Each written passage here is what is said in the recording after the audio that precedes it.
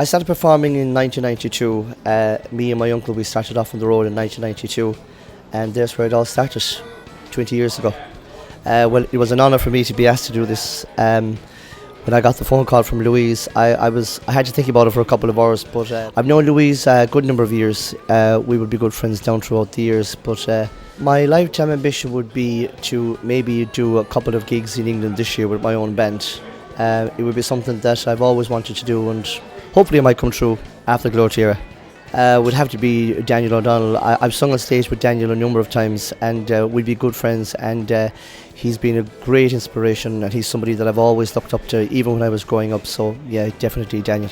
In 5 years time, I would like to see me and my band just gigging as much as we can and doing the best we can, and hopefully business will be good.